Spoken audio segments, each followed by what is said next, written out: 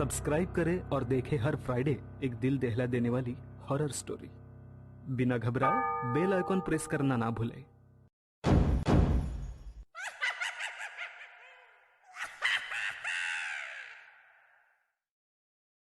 इस कथा के लेखक हैं the better addiction. Cut it good shot Nilesh. ऐसे ही बढ़िया परफॉर्म करना है अगले वीक के शो में। Okay back up everybody. आज के लिए इतना काफी है। नीलेश एक काम करो, तुम आज रात ना यहीं रुक जाओ मेरे साथ, कल सुबह चले जाना। इतनी रात कौन ना होकर अपने घर जाना सही नहीं है। ये कहानी है 21 साल के युवा नीलेश की, जो शहर से थोड़ा दूर रामगढ़ नाम के गांव में अपनी माँ के साथ रहता था। उसकी जिंदगी में अपनी माँ के सिवा और कोई नहीं था।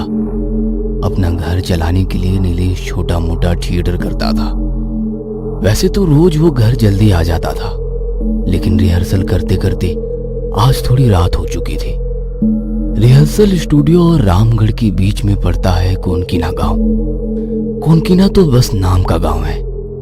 कुछ लोग तो इसे मुर्दों का गांव भी बोलते हैं। किसी जमाने में यहाँ जन बस्ती हुआ करती थी, लेकिन आज ये गांव खंडहर पड़ा है।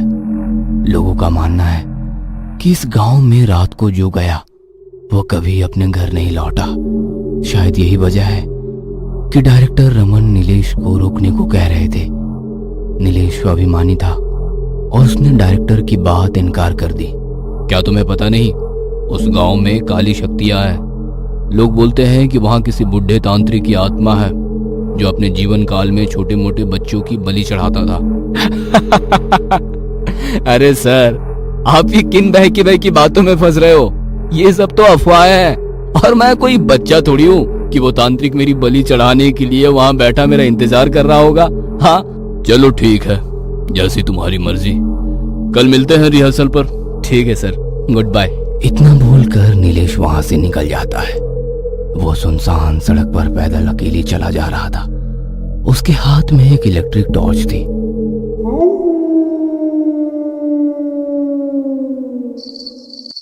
तकरीबन रात के 11:30 बज रहे थे। अंधेरे के सन्नाटे को झिंगूर की आवाज भंग कर रही थी। नीलेश जैसे ही कोनकीना पहुंचा तो एक काली बिल्ली उसके सामने अचानक से आ गई, जिसको देखकर नीलेश थोड़ा चौंक गया। उसको नजरअंदाज करके नीलेश आगे बढ़ गया। थोड़ी दूर चलने पर उसको ऐसा लगा कि शायद उसका कोई पीछा कर रहा है। उसे वहां पर किसी और की मौजूदगी का एहसास हो रहा था। जैसे ही वो पीछे मुड़ा तो पीछे उसको कोई नहीं दिखा। अचानक से उसके हाथ की टॉर्च बंद हो गई। नीलेश टॉर्च को हाथ से ठोक ठोक कर आगे बढ़ ही रहा था कि उसे कुछ बच्चों की रोने की आवाज सुनाई दी। ये रोने की आवाज सुनकर नीलेश दंग रह गया।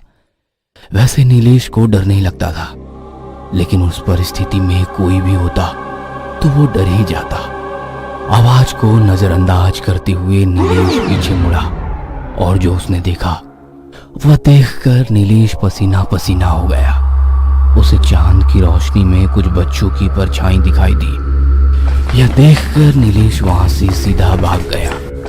कुछ देर के बाद उसे एक बुढ़ा आदमी दिखाई दिया, जो आग जलाए अपना मूंगफली और भुट्टे का ठेला लगाकर चले जा रहा था। उसको देखकर नीलेश की जान में जान आई। वो भागकर उसके पास पहुंचा और उसी के साथ आगे बढ़ने लगा। बाबूजी, क्या खाओगे, मूंगफली या भुट्टा? इतनी देर रात आप इस गांव में कैसे? बड़ा अजीब गांव है, आपको डर नहीं लगता क्या? अरे बाबूजी, डर कैसा, मेरा तो यहाँ से रोज का आना जाना है। यहाँ पे ऐसा बोलते हैं ना कि इस गांव में किसी तांत्रिक की आत्मा है जो पहले बच्चों की बलि चढ़ाता था। आपको पता है क्या इसके बारे में कुछ? अरे बाबूजी, 30-40 बरस पुरानी बात है ये तो। सुना है कि इसी गांव के लोगों ने मिलकर उस तांत्रिक को जिंदा जला दिया था। ये सुनकर नीलेश कुछ सोचने लग जाता है। अरे सुन रहा है, मुंशी राम का पोता।